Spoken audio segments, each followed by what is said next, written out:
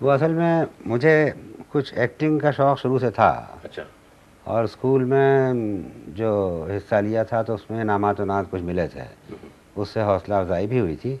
और मैं दरअसल गया था बम्बई फ़िल्म में एक्टिंग करने के जी, ख़्याल से, जी। और अपने समाजी और सियासी शऊर ने धकेला और मैं पहुंचा इप्टा की गोद में। और वहाँ और अंजुमन तरक्की पसंद मुसन्निफ़ीन के साथ वो शेर व शायरी को नवाजते रहे, और साथ साथ चूँकि मुझे एक्टिंग का शौक़ था, मैं इप्टा में आ गया।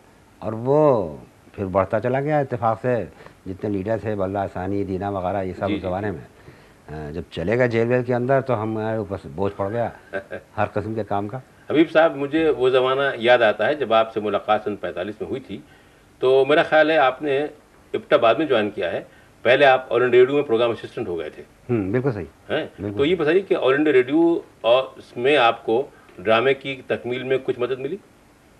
हाँ, वहाँ मैं फ़ीचर्स और बच्चों का प्रोग्राम, औरतों का, और कुछ ड्रामे वगैरह इसमें, और फ़िल्म रिव्यू, ये थे जी। मेरे ज़िम्मे ये तमाम काम।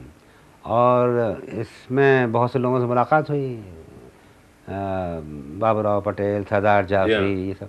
तो सरदार जाफ़री से जो मुलाकात हुई वो बहुत मानी ख़ेज़ थी, क्योंकि फिर उन्होंने मुझे अंजुमन तरक्की पसंद मुसन्निफ़ की तरफ, मुसन्निफ़ीन में बुला लिया, जी। और ये बढ़ता गया सिलसिला। फिर मैं लेकिन एक्टर हो इस बीच में आपने फ़िल्म में भी कुछ काम किया था।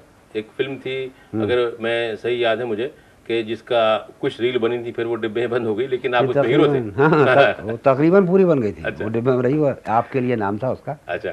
वहाँ से इब्तिदा हुई है, फिर मैं 7-8 फ़िल्मों में काम करता रहा। अब्बास साहब के साथ और जी। दिया सराज़ी के हाँ, हाँ, साथ। शुरुआत फ़िल्म ही से हुई थी, हाँ। इब्टा भी बाद में आया मैं। ये मुझे सही है। अच्छा, और आप जर्नलिस्ट भी थे?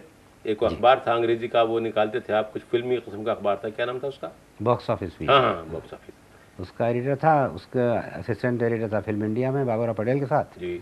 ये मैं जर्नलिज़्म से ही अपना गोया ज़िंदगी का साधन, रोज़ी का सवाल जो था वो तो जर्नलिज़्म से ही आ रहा था, हुँ। और कुछ रेडियो से, और रेडियो के बाद फ्रीलांसिंग। यानी कोई